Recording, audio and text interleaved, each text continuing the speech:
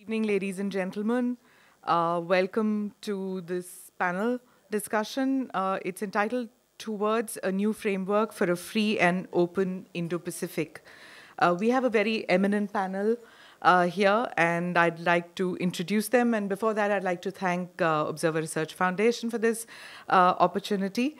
I'm sure the conversations in the next hour or so will be as interesting or a little less maybe than the food that you've been served by Taj and the ORF. Thank you very much for that. The format is that I'll introduce the speakers who will make their opening remarks, and then we can have a discussion, and I'll open the floor for question and answers after with the audience. I'll begin with our speaker today, the first speaker, Mr. Kentaro Sonoura, advisor to the Prime Minister of Japan on national security. Mr. Sonoura is also a member of the House of Representatives in the Chiba 5 constituency and has served as State Minister for Foreign Affairs. After that, we go on to Ambassador Serge Segura from France. He's the ambassador for oceans to the Secretary General of the Ministry of Environment, Foreign Affairs and International Development. He has specialized in international law of the sea and in polar law. Mr. Ram Madhav, I think, needs no introduction to the Raisina Dialogue audiences. He was here today, he spoke in the morning. But for those who weren't here, he is the National General Secretary of the ruling BJP political party. Mr. Ram Madhav is also director of the India Foundation, and he's a prolific writer on foreign policy. Ms. Kelly Maximan is Vice President for National Security and International Policy at the Center for American Progress in Washington, D.C. Ms. Maximan has also served in the Pentagon, the National Security Council, and the Department of State. Professor Tsutomu Kikuchi, professor and senior fellow at the Japan Institute of International Affairs, Aoyama Gaoken University.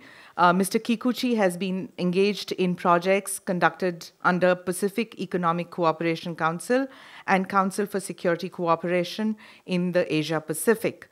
And then finally, we have Dr. Shafiah Muhibat, Head of Department of International Relations, Center for Strategic and International Studies in Jakarta. Ms. Muhibat is a senior fellow at the Maritime Security Program and has researched extensively on politics and regional security in Southeast Asia and Asia-Pacific. So I'd begin by asking Mr. Kentaro Sonoura, please speak to us. Thank you.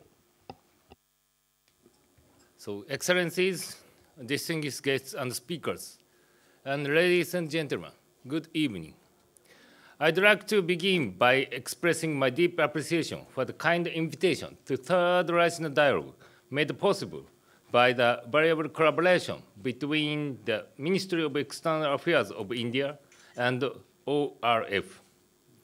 This meeting is very timely as it allowed us to discuss measures for the stability and prosperity of the Indo-Pacific and the international community as a whole. In 2007, Prime Minister Abe gave a speech at the Parliament of India entitled Conference of the Two Seas, in which he stated the Pacific and the Indian Oceans are now bringing about a dynamic coupling as seas of freedom and of prosperity. Our two countries have the ability and the responsibility to ensure that it broadened yet further and to nurture and enrich these seas to become seas of clearest transparency. Today, the Pacific and the Indian Oceans, together with two continents, namely Asia and Africa, are strengthening their connections more than ever before.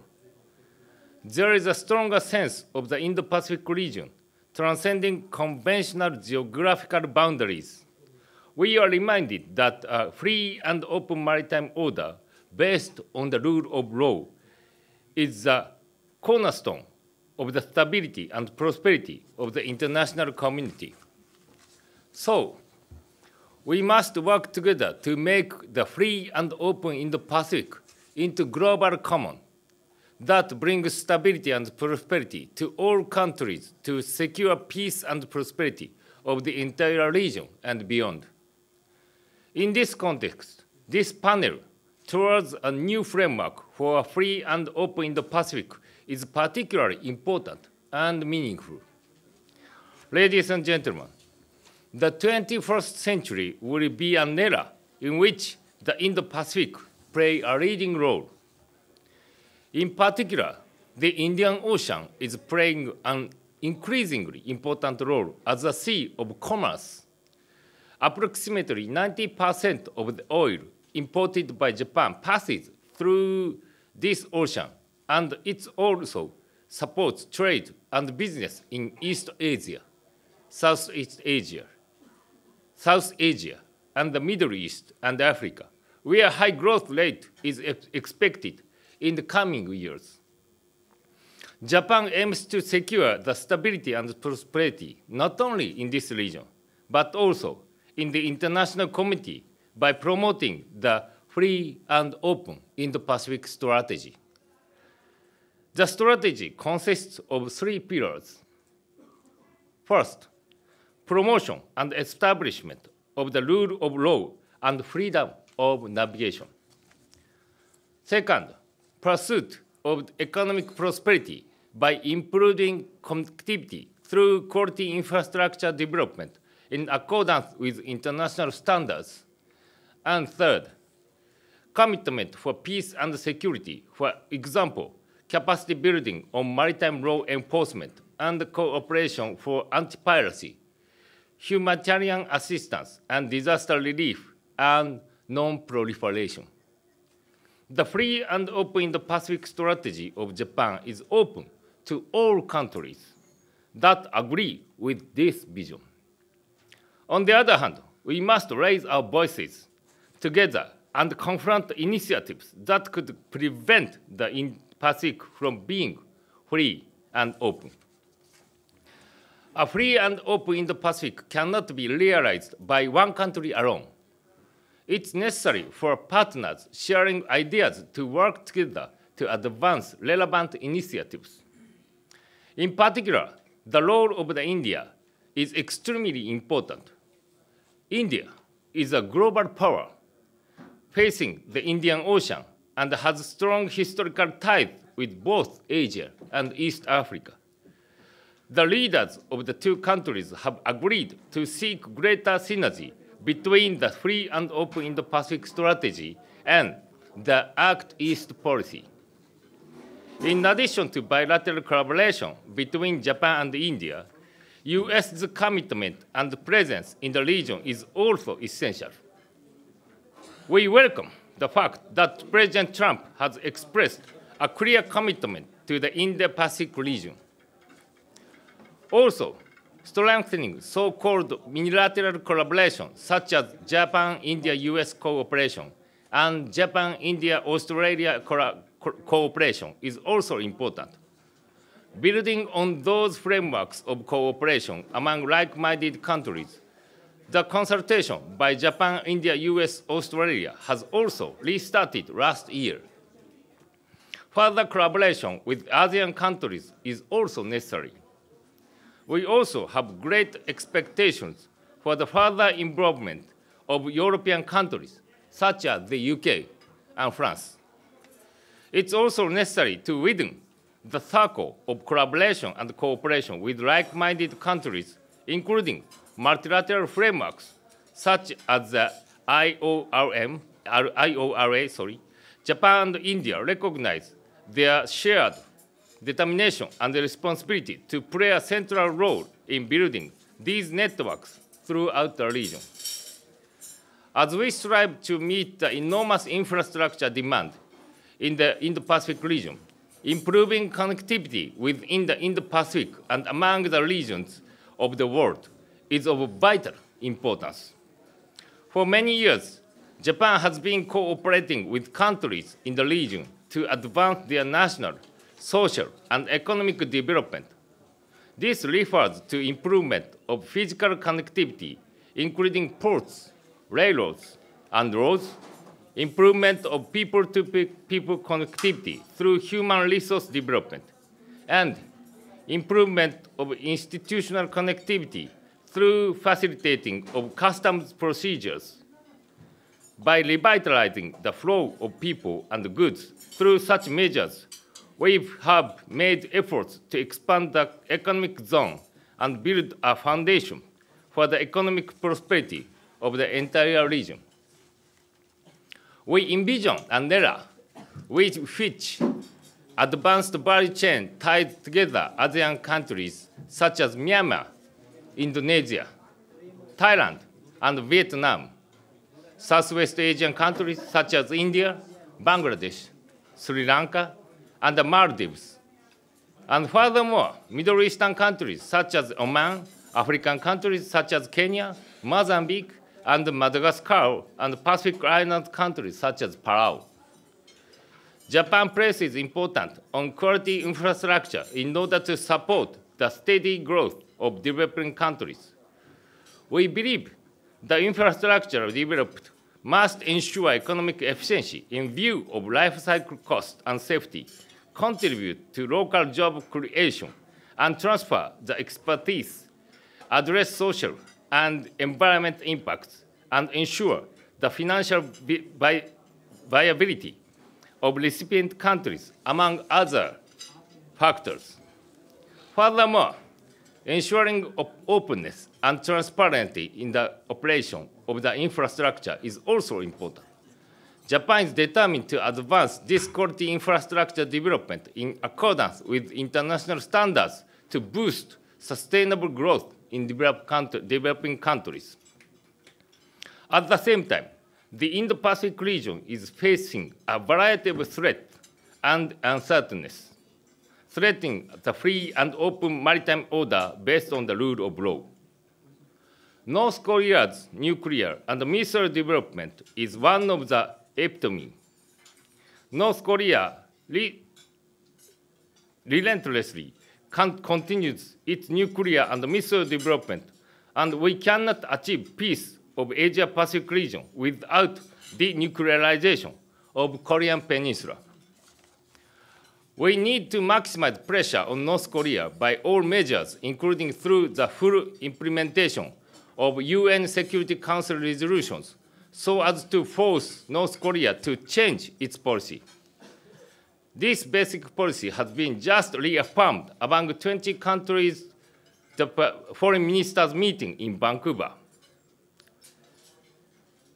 I hope for further initiatives by the countries participating here today. Against such backdrop, deterrence, response capabilities, and confidence building are important for ensuring security in the international community. Ladies and gentlemen, I must repeat a free and open maritime order based on the rule of law is the foundation of security. With respect to unilateral measures and provocations, it's necessary to use different deterrence to stop attempts to change the status quo. In particular, freedom of navigation is the key in the Indo-Pacific, where sea lanes exist. At the same time, confidence building and each country's capacity building play an important role to avoid contingencies. In particular, capacity building assistance for maritime law enforcement capabilities, including maritime domain awareness, is important. In order to solve the fundamental causes of piracy, terrorism, proliferation of weapons of mass destruction, natural disasters, and illegal operations, Japan will combine various options, including ODA, defense equipment, and technology cooperation, to seamlessly support the capacity of other countries in safeguarding the seas. The United States and India play key roles in ensuring maritime security in the Indo-Pacific region. In this regard, we welcome the joint Japan-India-US exercise, Malabar, and hope to further strengthen such initiatives. Furthermore, Japanese Coast Guard patrol vessel, Tsugaru, has called at the port of Chennai, and today it held joint anti-piracy exercises with the Indian Coast Guard. The Sri Lanka Coast Guard and the Maldivian Coast Guard participated in the exercises as observers. Before this Raisina Dialogue, I also visited Chennai to encourage the crew that joined the joint exercises of the Japanese and Indian maritime law enforcement agencies. Ladies and gentlemen, the free and open Indo-Pacific strategy is not a strategy for the sake of one country alone. This is not opposed to specific countries nor initiatives. We are eager to collaborate and cooperate with all countries that share our vision. We can push forward cooperation for a secure, stable, and prosperous Indo-Pacific. Thank you very much. Thank you, Mr. Sonoura. I request Ambassador Serge Segura to make his opening remarks. Basically, we'd like to know about what Europe and especially France, specifically France, would view the Indo-Pacific strategy or framework, how it views, because the view in Asia basically is that, Europe has remained insular to the developments in Asia, largely. So what would you think about this new strategy? There itself is fine. You could just press the button. Yeah. Well, thank you very much, Mrs. Moderateur, and bon appétit to everyone. Okay, I would like just to begin with to thank the organizers of this Raisina Dialogue to have invited me to participate to this important discussion, because I think it must be a discussion. And I will try to explain quickly, first of all, why France is participating to this dialogue, and secondly, what we think about the evolution of this region, the Indo-Pacific region, and how we see the architecture of this region to evaluate.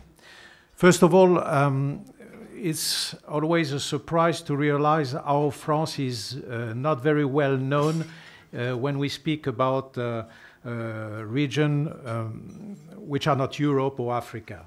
And I would like to remind that in the Indo-Pacific region we have territories, so we have a territorial presence which is somehow quite important. In the Pacific Ocean, we have New Caledonia, French Polynesia, and Wallis et Futuna. And in the Indian Ocean, we have the island of La Réunion, and we have the island of Mayotte.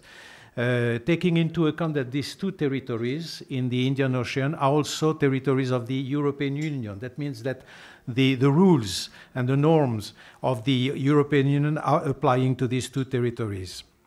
I would like to remind also, so that you can understand better our preoccupation on the oceans, that France has the second largest maritime domain in the world after the US. We have 11 million square kilometers, mainly thanks to our overseas territories and for Pacific territories.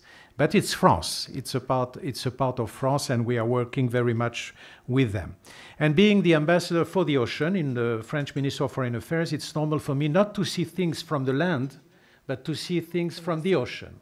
And this is a new approach we want to work on in the French diplomacy.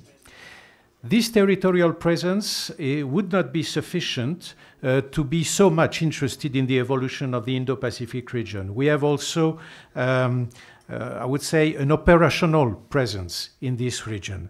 For example, a strategic one, our Navy is working, I would say, in the two oceans, in the Indian Oceans and the Pacific Oceans, and we have regular common exercise with the Indian Navy or with the Australian Navy, for example, and a very good cooperation with these two navies. We are very much interested in freedom of navigation because our trade depends essentially on the link by sea. 90% of our trade is made by sea. And so for us, it's important to to do everything to keep this freedom of navigation in the Indian and Indo-Pacific Ocean. And we are a scientific country, as India. And in our science, we pay a lot of attention to the knowledge of the oceans. Because we know that from the knowledge of the ocean, we can speak about the resources of the ocean, and we can speak about the protection of the ocean. And this is important very much in this region. And I would like to remind also that France is one permanent member of the United Nations Security Council. That seems not so important for the region, but in fact it is, because it obliges France to be aware about all the international questions near France or far from France, who could one day, unfortunately, I would say, arrive in the room of the UN Security Council. That demands to our diplomacy an important job. So these are the reasons why France is so much interested by this region. And I would like to tell you in few words only, because it could be discussed afterwards, afterwards, the main pillars on which we believe the architecture of this region must be built. Mm-hmm. The first one is diplomacy. We do believe in diplomacy. That I am diplomat, it's normal, but I can assure you that my president believes in diplomacy. And we think that the only way to solve conflicts is diplomacy. War is never a solution, never a solution. So we believe in diplomacy, and in this region in particular. We believe also in international law. International law is the structure of the international community. If you don't have international law, if you don't respect the international law you have, the international community is not working correctly. And it's the door open to any kind of powerful attitude from some countries. And in this international law, UNCLOS for us, the UN Convention on Law of the Sea, seems to be sort of the most important text we have for the oceans. And moreover, it's an important text that will be complemented this year by a new negotiation of a new treaty about the biodiversity in ice seas. And this is important. The other Shall we come back to it during the discussion? Yeah, no problem. Okay. I'm sorry, we'll come back to it during the discussions. I'd go over to Mr. Ram Madhav. Today you spoke about China's Marshall Plan, it seems, and India didn't name any country. Okay, about India's largest neighbor having ambitious plans, and India wanting to play a larger role in the Asia-Pacific region. Could you expand on that, and also how India sees this framework or this strategy in the 21st century? Thank you, ma'am. Friends, I spoke in the afternoon and I have made some points. The most important point being the Indo-Pacific region is the most happening region today. With close to 50% of world's population living in this region, 50% of container traffic passing through this region, close to 50% of energy resources being available in this region. It's the most important region, not only for the countries in the region, but also for all the countries in the world. The important issue is that while freedom of navigation in such a significant, such an important region is essential, how do we ensure it? That is the real challenge. India, as I mentioned in the afternoon also, has turned its attention to, turned eastwards today. We have a very proactive activist policy. We realize that India's interests are largely linked to the high seas on the east. So for us, peace, freedom of navigation, that includes freedom of overflights, is a very important concern. Today, the only available instrument for maintaining peace and stability in the region is what we all call as UNCLOS. Our French colleague has just mentioned about it. So the efficacy, the effectiveness of UNCLOS is not under any doubt. But what is really the challenge for us in our region is, what do you do if a given nation does not accept it? We do not have any provisions to address that challenge. That makes UNCLOS really an important instrument, but an ineffective instrument when a country decides to disobey it. Wisdom should prevail, diplomacy should work, and we all should encourage countries to strictly adhere to the laws of the seas. But failing which, can there be any provision for punitive measures? Is the challenge that one has to look at. Because today, we have a situation in our own region, especially in the South China Sea, where countries concerned, although there are verdicts, they just do not accept those verdicts. Besides that, we realize that Indian Ocean region has at least 10 choke points. We have issues that range from terrorism to piracy and all those things. We are the countries in the region. We feel a need for a policy framework to guide the relations of the countries in the region.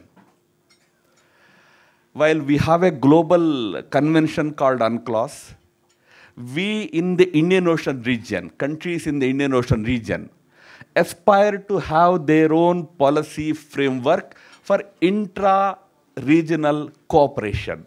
You will be surprised to know it is the lowest today. The Indian Ocean regional countries have great relations with countries outside the region, but within the region, the relationship, the trade and commerce is less than 10%. There is huge potential for intra-regional cooperation, but for that, we need to put in place certain institutional mechanisms, maybe an Indian Ocean regional parliament, maybe on the lines of European Parliament, maybe an Indian Ocean regional framework to supplement UNCLOS or to suggest amendments to UNCLOS, because today, this region, especially the South Asian countries, are the least integrated countries in terms of economy, the global economy. So there are certain issues that bother us. India, being a big country, wants to play an important role in addressing these issues. We enjoy a lot of support from the countries in the region. Together with the support of 25, 26 countries, small and big in this region, we would be able to come up with what we can call as Indian Ocean policy framework. Beyond that, one last point I want to make. When we talk about Indian Ocean freedom of navigation, freedom of overflights, it need not be only looked at from the defense perspective, maritime perspective. It can also be looked at from trade and economics perspective. We have what we call as Malabar exercise, in which India, USA, and Japan, we are partners, we together undertake this exercise in the Indian Ocean region. There is a proposal, there is a suggestion to involve more countries, especially countries like Australia, which also are important countries in the region. But India is of the view that it need not necessarily be a maritime military exercise alone. It can be a Malabar exercise, can be a trade exercise. An exercise for trade relations among these four big countries. So to that extent, India is considering upgrading Malabar exercise into a trade commerce exercise with Australia also as a partner. It's a Quad arrangement, 4 countries coming together. So the way forward is to push for more economic integration of the countries in the region so that everybody's interest is linked to keeping this whole region peaceful for navigation, free for navigation, and peaceful as a region. Thank you. Thank you very much, Mr. Ram Madhav. Ms. Kelly Maximan, opening remarks. I'd really like to know that with America exiting from the TPP, U.S. economic leverage has lessened while China's linkages and investments have increased via OBOR. Your views on this and anything else that you would like to speak? Well, thank you very much, and thank you to ORF for inviting me here today. I figured I'd start first to get to the core of your question with a little bit of the context for why we are discussing the Indo-Pacific framework today. And that's really the elephant in the room. No one really wants to say it out loud, but it's China.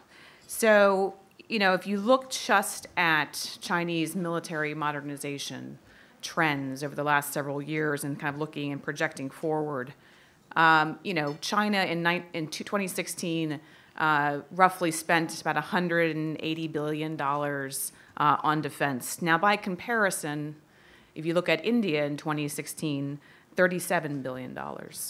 Japan, $47 billion.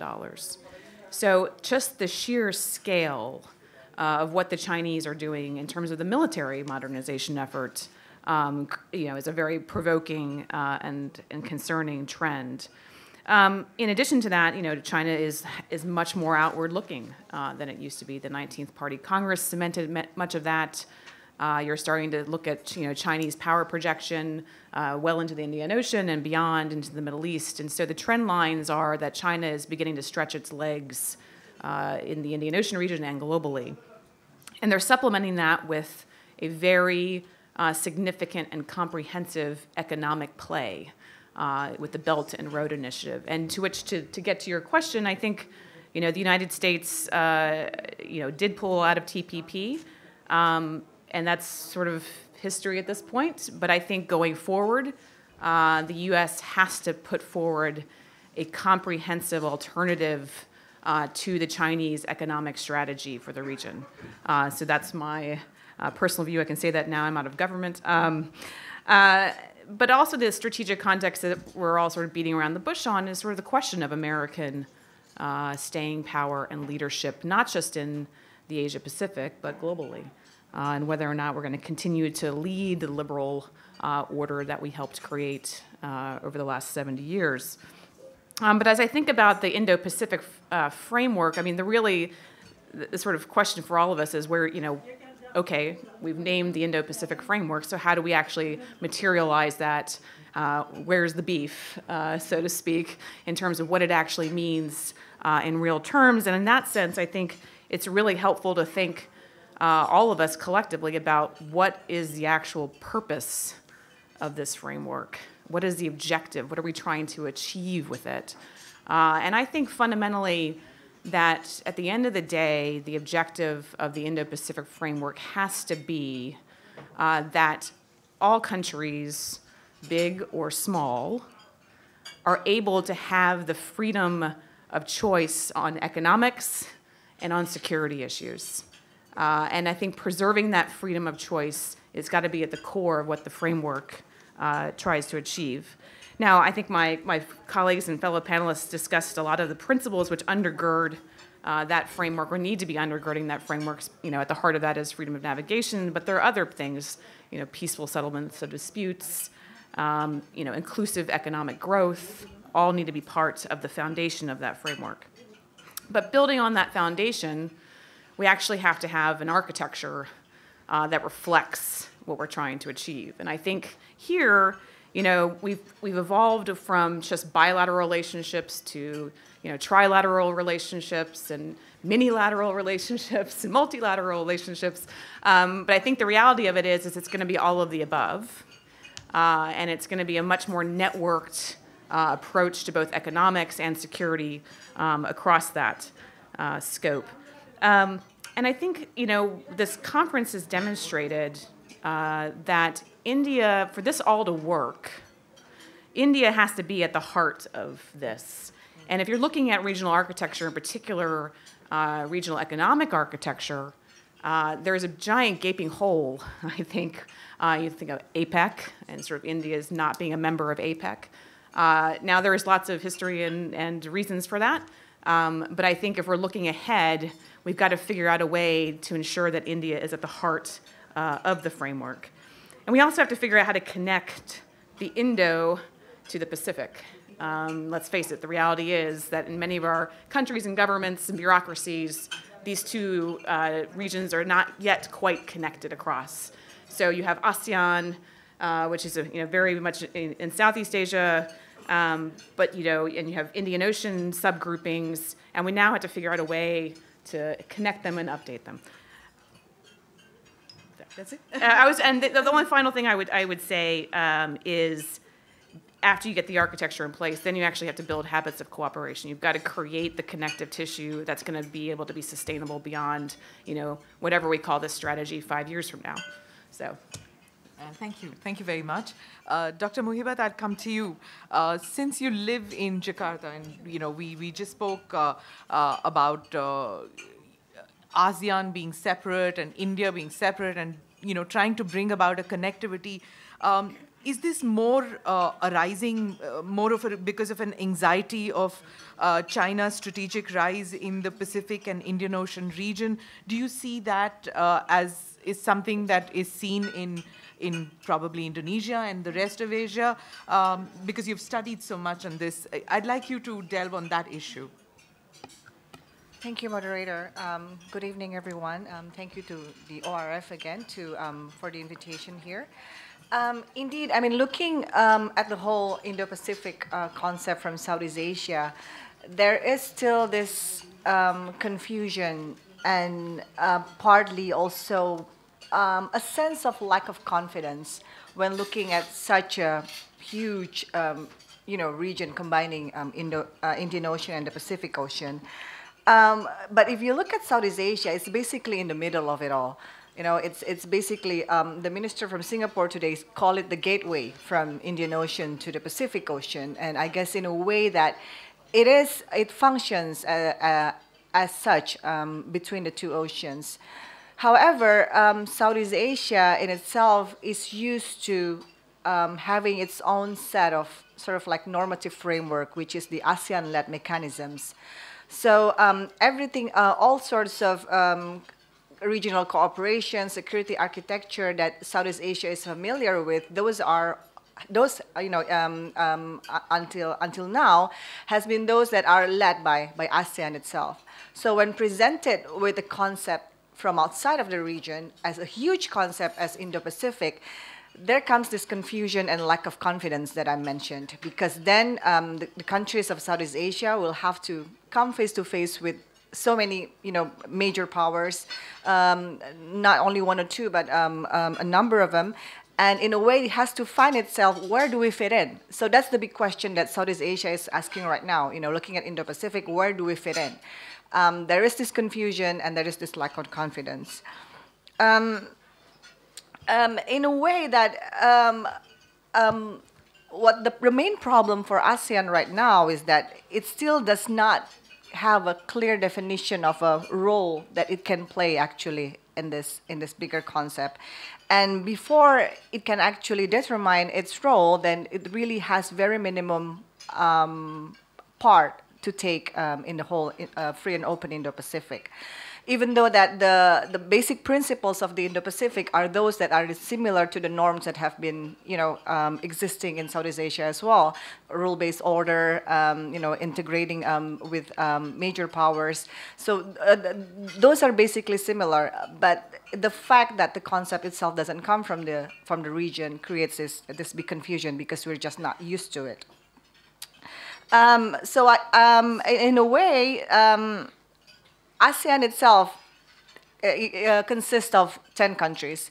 And of all these 10 countries, we might have similar and, of course, different perceptions on what to do with the Indo-Pacific. Indonesia, for example, has had, for at least 10 years or so, trying to sort of like expand its role in the region to the Indo-Pacific. Our former foreign minister even created a concept of an Indo-Pacific itself, which is more or less might be different to the current understanding of Indo-Pacific. However, as an association itself, so as a regional grouping, ASEAN clearly does not have an Indo-Pacific strategy, or does not yet have an Indo-Pacific strategy. And that is really something that we need to work on as a grouping. Which may be difficult because there are challenges that currently threatens our centrality in actually managing our own region.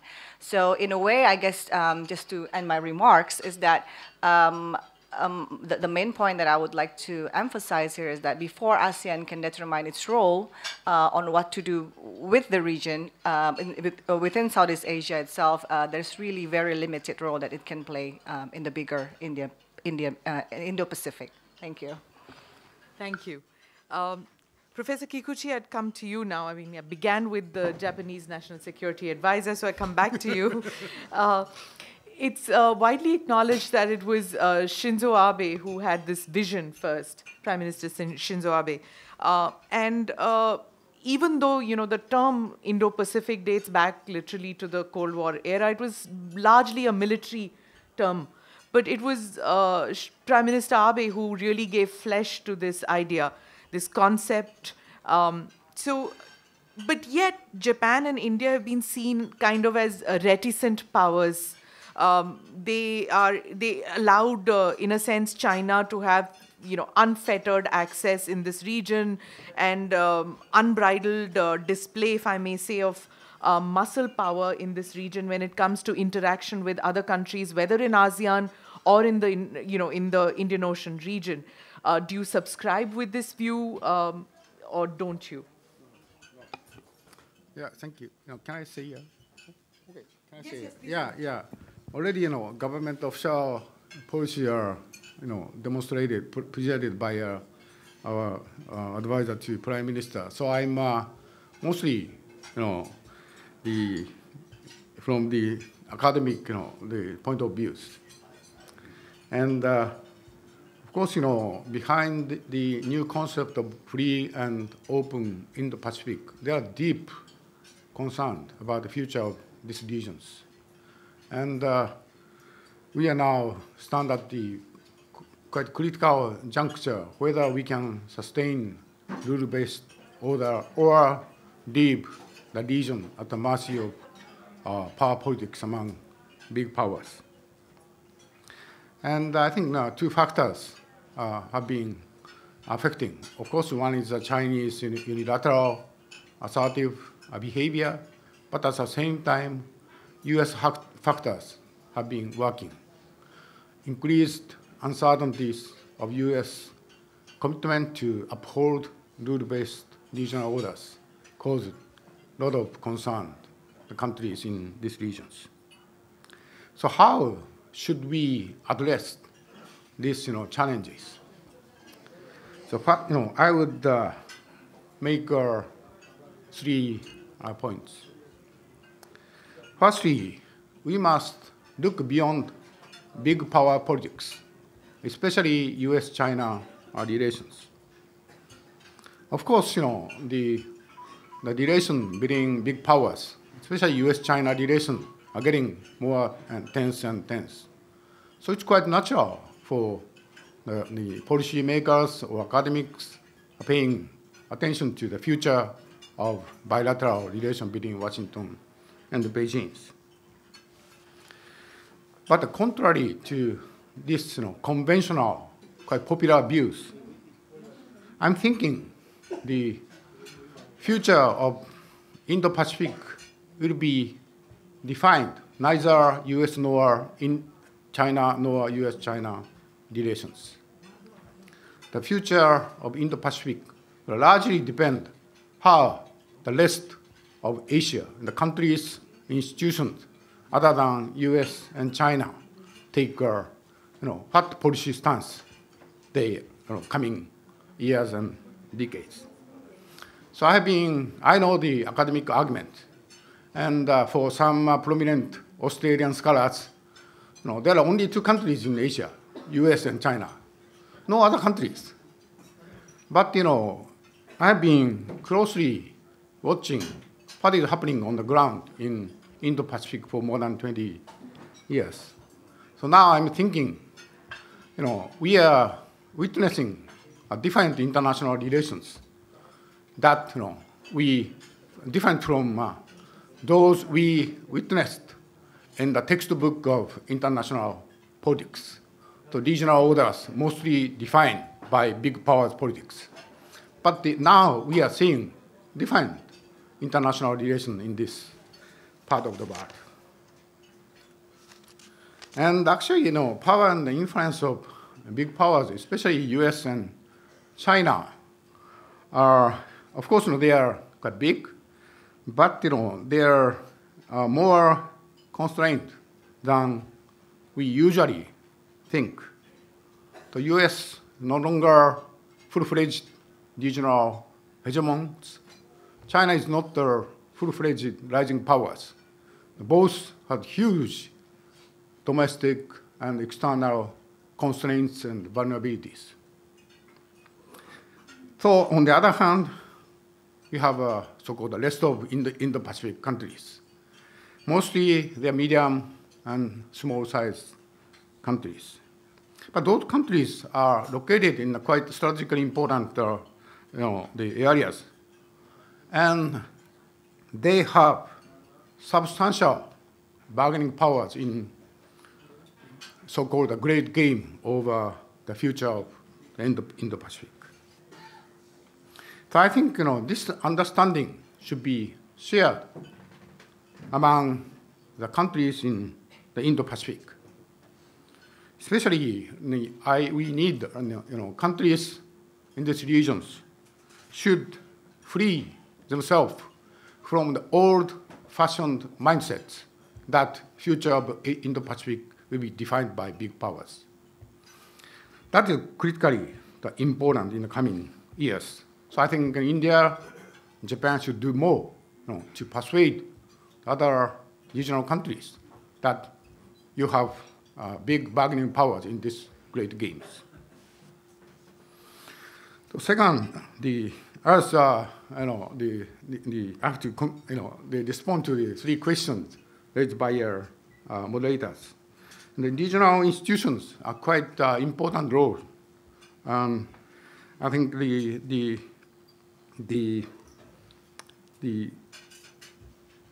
regional institution could provide a quite useful venue for the small and medium-sized countries to develop collective measures to uphold rule-based orders, and also provide a collective shield for small and medium-sized countries against the big powers' intervention in or use of force. I'm not going to the detail, but South Asia could learn very much from the experience in Southeast Asia through the 50 years development of ASEAN as regional institutions. And thirdly, what the obstacle and the barriers? Of course, first China, and the idea of free and open Indo-Pacific or rule-based Indo-Pacific orders is not aiming at limiting Chinese powers. This is not the competition with China, driven by deep-seated antipathy against China. Of course, we sometimes oppose Chinese behaviors, but our opposition is against the Chinese behavior, not powers. So purpose of the idea of Indo-Pacific is to protect and enhance the structure of regional orders, not targeting at any specific countries. But to my regret, China is too much preoccupied with old-fashioned Cold War mentalities. China, every time criticizing Japan, US, or you are, still, cannot overcome Cold War, mentalities. But, China themselves are quite, too much preoccupied with that. So we hope, China's, this, free and open Indo-Pacific idea, China see this is not, zero-sum context. And second is the U.S. factors. Still, U.S. is indispensable powers for sustain free and open Indo-Pacific regional, rule-based regional orders. But can I come back to you with the discussion? okay, so finally, I would say, so India's role. I think, in the context of keeping U.S. engaged in Asia, India could play a quite important role. And India had been pursuing so-called multipolar world or multipolar Asia. So, U.S. led unipolar world after the Cold War are not comfortable for India. But after that, so India have been cultivating the relation with emerging economies such as China, Russia, and formed the BRICS and so forth. But I think, after global economic crisis in 2028, after that, India's recognition have been shifting, changing. Because, after 2008 international global economic crisis, United States suffered huge economic troubles. But on the other hand, at least on the surface, China have been remarkable, demonstrating economic growth. So China's rise, US decline, that should be good for India in terms of creating multipolar Asia or multipolar world. But I think, after that, India's recognitions have changed. Rise of China, decline of the United States will not lead to multipolar Asia.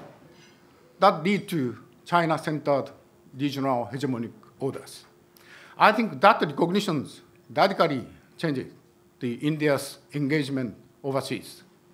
And India, after that, for last a few years, India has been quite active in engaging in relation with US, Japan, Australia, and some other, the established democracies and so forth. And by accident, I think, through these, changing recognition, India, now overcoming quite traditional ideological non-alignment policies and also so-called strategic autonomies. Thank you very much. I spent too much time. Thank you, Professor Kikuchi. I throw open the discussion to the audience if there are any questions to the panelists. Yes, the gentleman there, and then I'll come back to you. Go ahead. I don't think we have a mic. You can go ahead and speak. Oh, there is. Okay. Udhar de dijiye.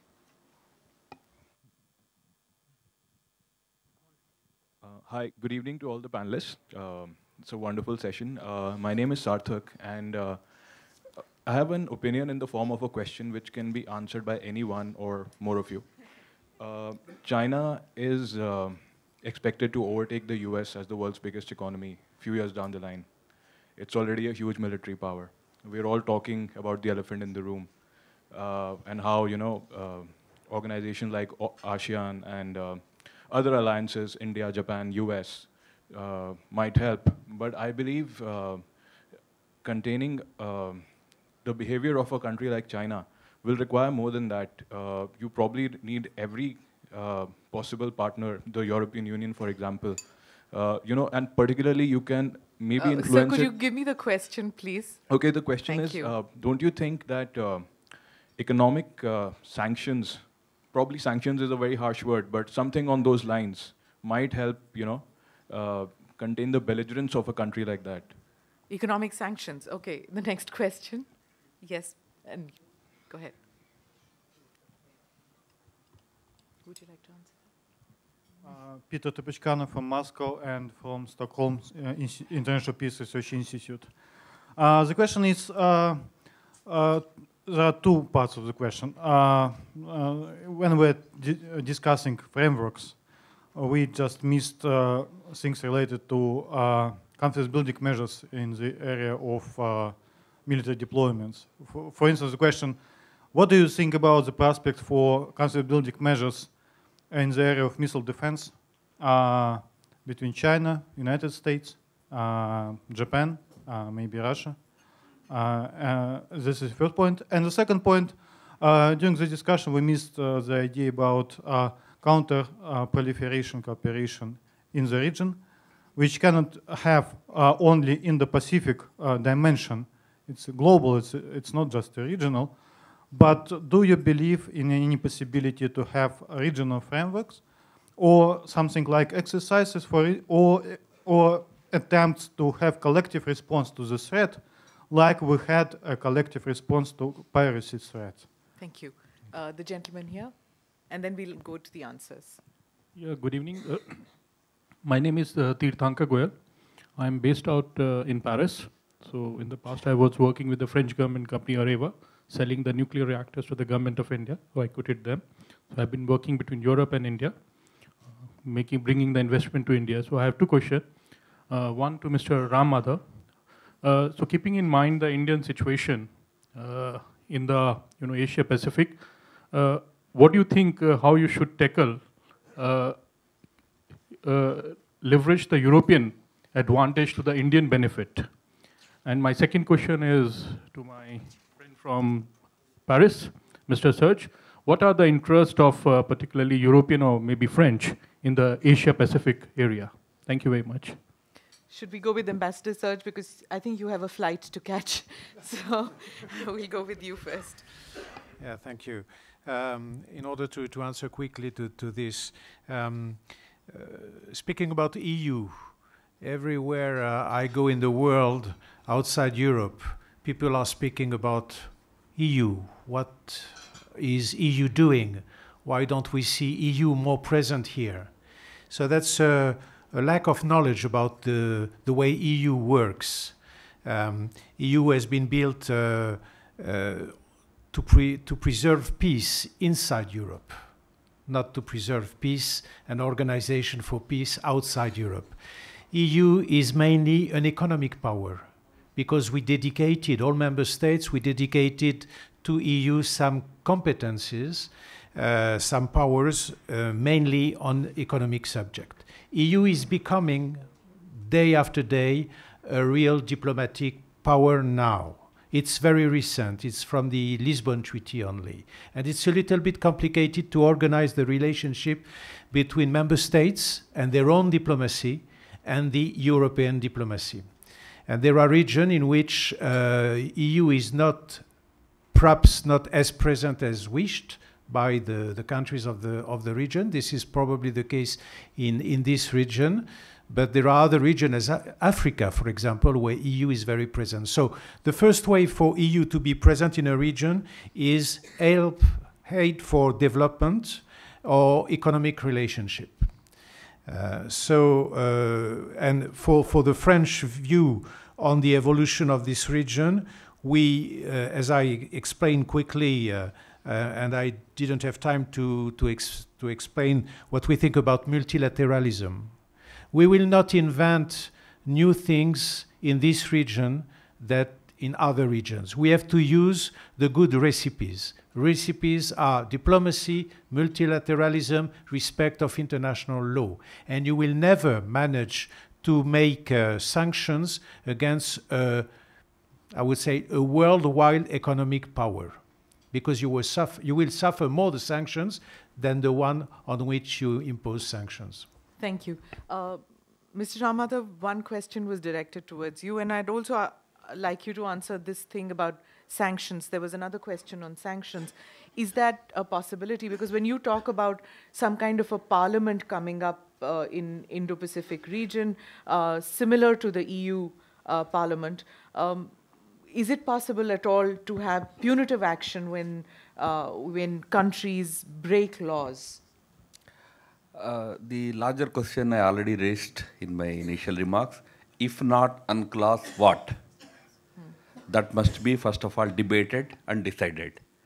We have only one convention that addresses the rules or the laws of the seas. If that is ineffective, what is the alternative? That is the crucial question that the world has to really address. The time has come for that. Secondly, it's not a very wise debate to make it into us versus them, China versus the rest. It's a question of economy, countries becoming stronger. Today, the fastest growing new economies, 2 of them are in the Asian region. They are small countries, but fastest growing countries, like Vietnam. Challenge is going to be the fast changing technology in the world. It is going to play a very big role in the future of Indo-Pacific region. When it comes to technology, no single country is going to be the master of it. Today, the reality, I agree with the suggestion that most of the assets that we call as defense assets, whether it is Diego Garcia or it is Okinawa that the US has built assiduously over decades, they are simply wasted assets as far as China is concerned. The technological superiority of China makes these assets of America, which are otherwise very big, very powerful, they are just wasted assets. But will technology remain the same? Nobody knows about the future. So technology is going to play a very big role in deciding the future of all our countries, including China. I just want to read one paragraph about what is likely scenario of the technology in this region. It's an Australian report. It says, over the next 2 decades, other technological advances such as quantum computing, innovative manufacturing, hypersonics, energy weapons, unmanned systems are likely to lead to the introduction of new weapons into our region. By 2035, more countries in our region will have access to ballistic missiles technology, and it is possible more countries may have acquired them. The next 20 years will see the continuing expansion of space-based and space-enabled capabilities, including military capabilities. This is the kind of scenario that is going to emerge.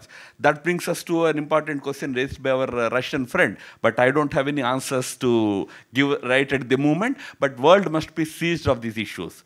One last point about European Union-India relationship. It's a strong relationship. We have a good relationship with the European Union, but I'm afraid I must say that if you talk about Indo-Pacific region, specifically we are talking about Indo-Pacific region here, there, I think, this relationship makes very little sense for us. Since we have a former Pentagon official, I'd like to talk about, the fact that, like he spoke about the missile technologies and things. Military capabilities generally shape strategic intentions. Now, what could be common strategic intentions with 36 odd countries, including, the European interest out here because of, territory here in this region? How could there be strategic cooperation between these diverse nations, some of them liberal democracies, some not? What do you see a framework? Do you see a framework at all emerging? Because like you said, an APEC without India. So how can you even imagine that now a bigger conglomerate? It's going to be tough. Just before I get to that, I want to make one comment on the China question that came up and Mr. Madhav's comments now. I think no, we don't have the answer yet collectively for how to manage China in its economic and security capacity and where it's headed. I think we need to find the answer to that. And for years, there was the logic train that if we just incorporated China into what we were doing, they would slowly bend towards the rules, bend towards the order that we were establishing. And I think that thesis is clearly under stress. And I think for the United States and for India, for ASEAN, for the rest of the Indo-Pacific, the real question is, okay, so that's not working, what do we do? And I think this whole framework concept is supposed to be the answer to that. But I think that we need to fill out the lines of how to actually create economic alternatives to the Chinese model, to create security alternatives that countries can have and choices to have. So that gets back to the original point of the framework, which is to ensure that countries can have those choices. And that is the best way, I think, to manage the China challenge going forward. Just on the sort of how do you collaborate on the security front with all different various interests, I think the biggest challenge is going to be a bureaucratic challenge for the Indo-Pacific concept across our governments. All of our systems are very different. Our ministries are set up differently. Our economies are very different. And that's, again, where it gets back to the architecture and why that's so foundational to ensuring that we actually have success for this framework. In terms of collaborating on security issues, I think there is some structure in place. There is the ASEAN Defense Ministers meeting, plus that does bring in Russia, India, the United States, and there has been over the recent years a lot of more collaboration. I think that can be broadened out, built out, and I think these quadrilaterals, the trilateral concept are mechanisms to get to that kind of cooperation. But certainly you can have a number of diverse countries with diverse interests that are still working together for the common and collective good. And I think that is at the heart of what we're all here trying to discuss. Last question before and anybody from the audience? Yes, there's a lady there.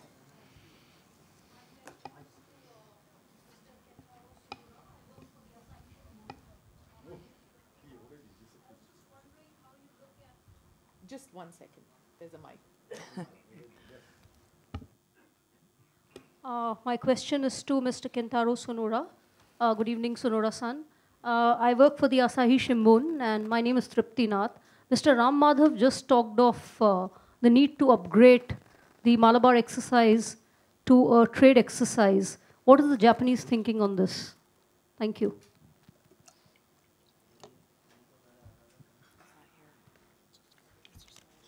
Mr. Sonoura is not here. Would you like to speak, Professor? Would you like, you want the embassy? You don't want to speak on it? Sorry, our advisor to the Prime Minister has already left. So on behalf of him, let me talk about our official position on the possible participation of Australia in the Malabar exercise. Well, we are aware that Australia has a willingness to participate in this exercise. And generally, we are supportive of Australian taking part in this trilateral exercise. But all the details have to be worked out by the consensus of the participating 3 countries at this point. So we will engage with the other 2 members of the exercise. And when the details are worked out, I personally hope that we have Australia as a partner in coming years. Thank you.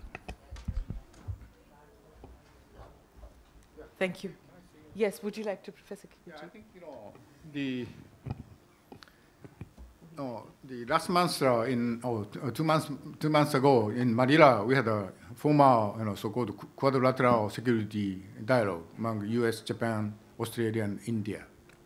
And these ideas are, aborted just 10 years ago. So now, some people saying, future is quite, not good But I don't think so. For last 10 years, if you look back the relation among 4 countries, there's so many deep security relations on bilateral basis and trilateral basis. It's totally different from 2008. So I think, based on that, existing and deep defense cooperation among 4 countries, I'm quite optimistic about the future of quadrilateral security cooperation, including Australia's participation in Malabar, military exercise. Thank you. Thank you very much. I'm afraid we've run out of time, so we won't make any concluding remarks. I'd just like to, since it's the age of Twitter, we should be short and brief as much as possible. So I'd just like to say that it's complicated. That's what we've all agreed on. The relationships, the future, but everybody kind of said that they are hopeful that it should work out soon. Thank you very much for your participation, and thank you for the panelists. Thank you very much. Thank you.